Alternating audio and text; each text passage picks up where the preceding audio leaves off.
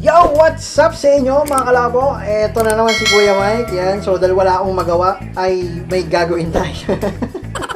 Ayan. So gagawa po tayo ng chicken nuggets. Yan. Homemade. At yung chicken nuggets natin lalagyan natin ng cheese. Yan. Kaya mga kalabo, samahan nyo ako sa paggawa ng aking homemade cheesy chicken nuggets.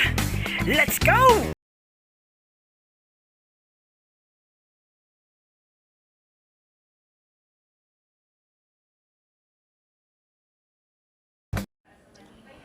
Yo! What's up sa inyo mga kalabo? Eto na naman si Kuya Mike. Yan. So dahil wala akong magawa ay may gagawin tayo.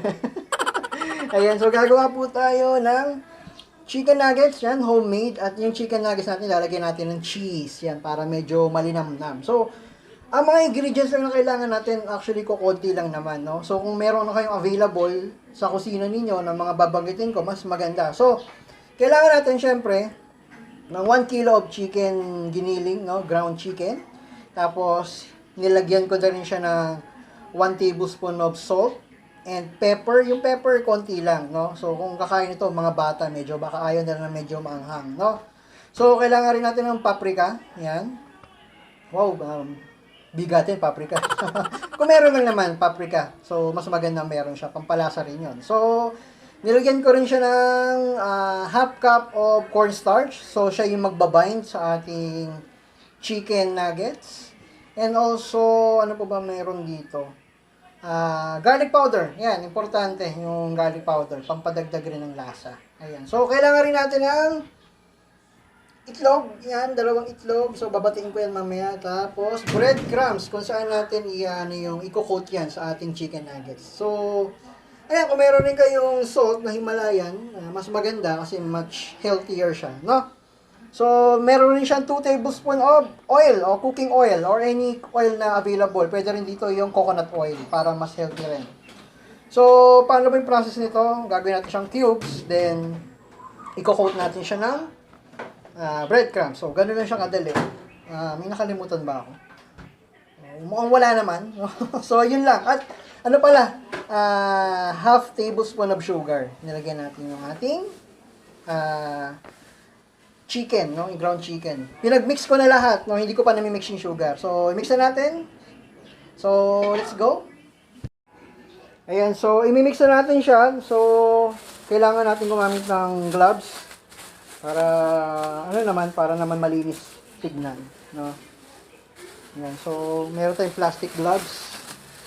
So, pwede rin yun yung gawin to. Pwede nyo gawin, kung meron kayong chikiting, no? Maganda to na pagkain nila, no? Pwede nyo rin ibenta to. Pwede nyo gawin negosyo. At binabala ko na. Gawin yung negosyo to. So, ano ko pa.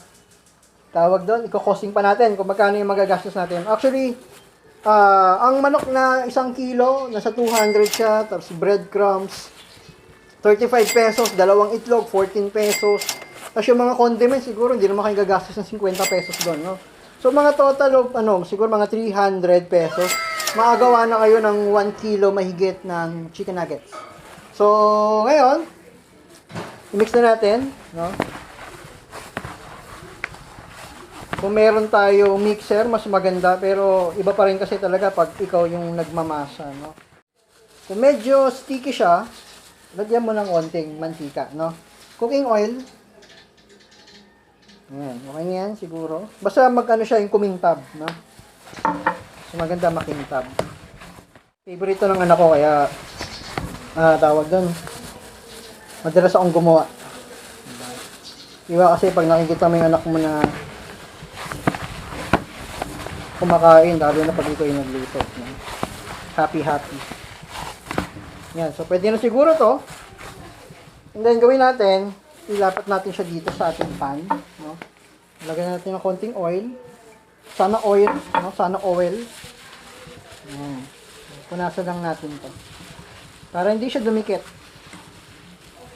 Tapos, ayan. Diba? Ito na yung ating chicken. Ang gagawin, chicken nuggets. I-shape lang natin siya into cubes, no? So, gawin natin, i-flat natin siya dito sa ating sangkalan. Yan. So, okay na ba? Yan. Ito yung kutsilyo. Ito yung pang-ano natin. Na?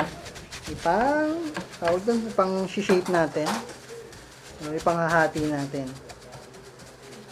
Sa ating chicken nuggets. So, ganito lang siya. Yan. Tsaka ito, talagang all natural to. Kasi wala tayong nilagay na anumang preservatives. Kasi nga, masama sa katawan yon. Yan. So, ito yung ating chicken nuggets. No? Diba? Kita nyo naman. Para siyang siomai.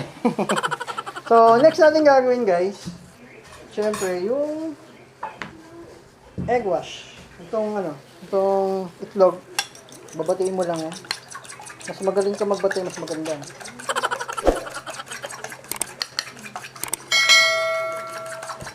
Nilagyan ko na rin to ng salt and pepper. Para panlasa rin. So, next, prepare natin yung ating cheese. Yung ating cheese, no? Hindi ko na nilagay yung brand. Baka may mag-sponsor eh. Yun. Asya na ba to? Ito natin. Yan. So, next natin yung gagawin, syempre, kumuha na tayo ng ito. Yung ating chicken meat.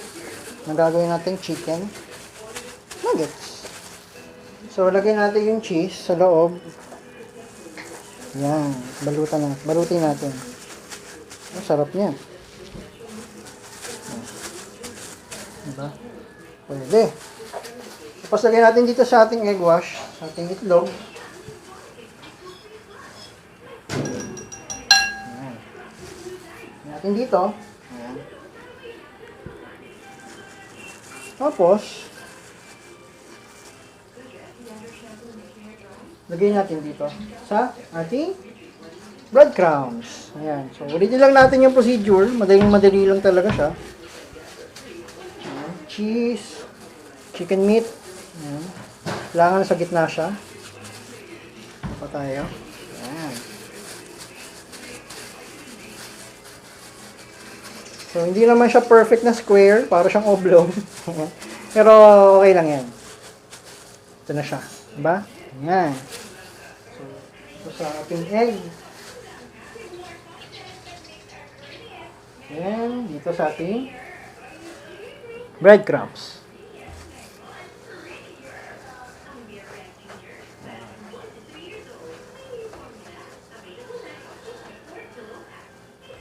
So, ito na yung ating chicken nuggets. Diba? Homemade yan. So, lagyan na natin siya dito. So, ulitin nyo lang. Hanggang sa matapos ninyo, maubos nyo to lahat. No? Ganun lang kasimple.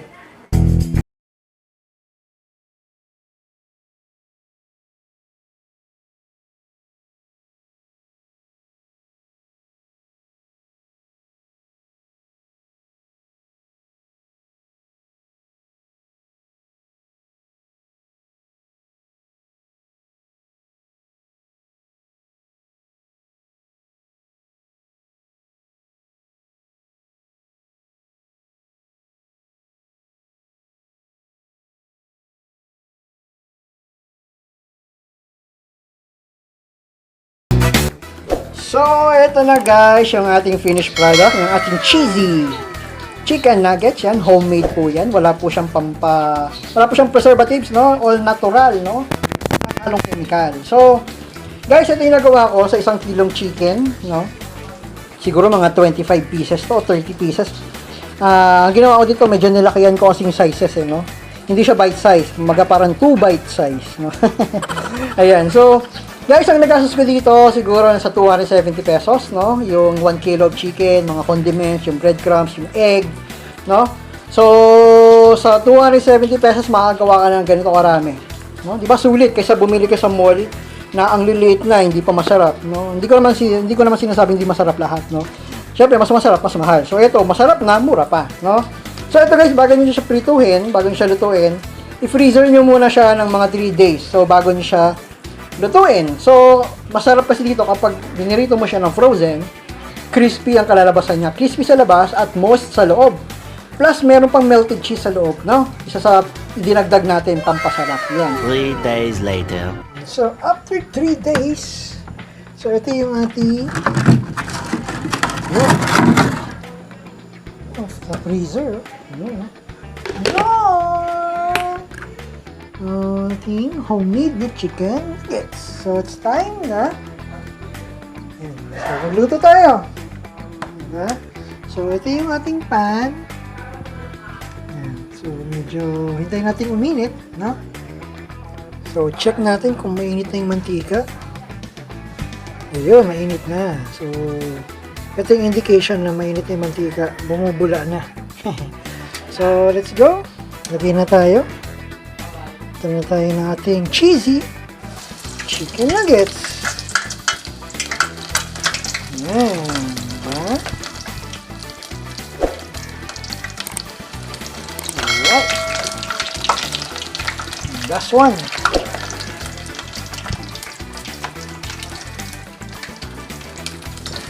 Yan.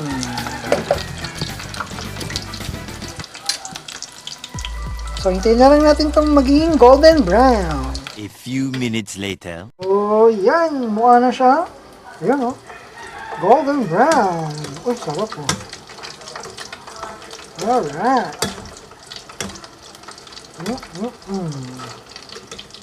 Basta yung kanyang cheese. Ayan, oh. Oh, wow. I think malapit na to. Kunti na lang. Sarap to. Crispy, oh. Tapos moist sa loob. With cheese. Yan, so luto na siya. Yan, so hanguin na natin. Ayan na natin siya dito sa may tissue para matanggal yung mantika.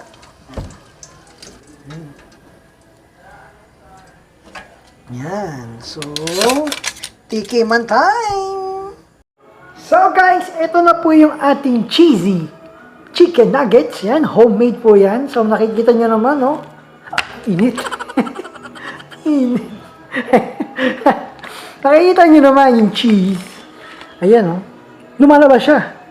Ayan, so, syempre, kailangan nating tikman. Ayan, so kailangan marinig nyo kung gano'n siya ka-crunchy and gano'n siya ka-moist sa loob. So, ito yung mic, no? Papanin ko sa inyo. So, yan, masarap to sa ketchup eh. Yan, so masarap to ketchup and mayonnaise. Pero ngayon, dahil wala tayong mayonnaise, mag-ketchup muna tayo.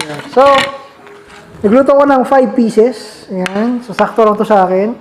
So, painggan nyo ha.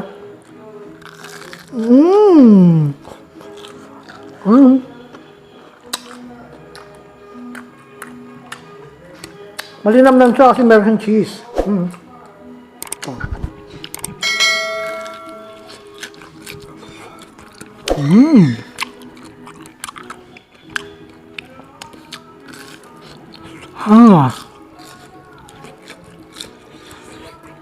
Mainit.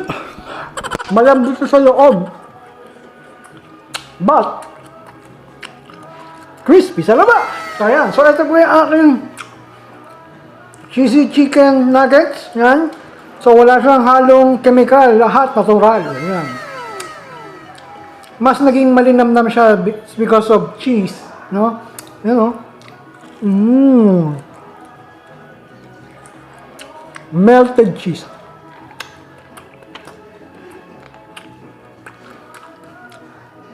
Sarap.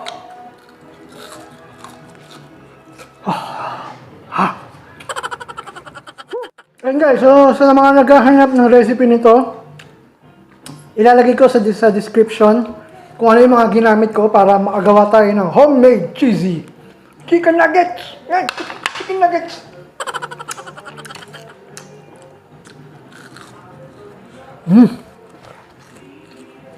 Cheese, oh, cheese.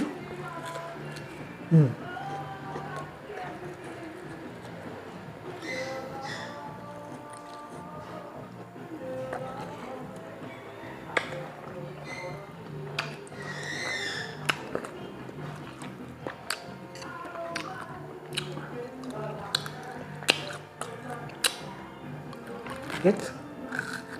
Yung cheese, oh. Bumuluwak.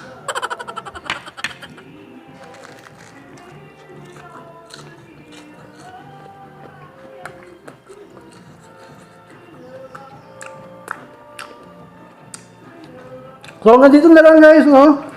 Thank you for watching and sana may natutunan kayo. Ayan. At grabe. Masarap. Yeah, so guys, don't forget to subscribe to my YouTube channel and hit the notification bell para lagi kang updated sa mga video ni Kuya Mike. Ayan. So guys, thank you and God bless. Sibog muna ako.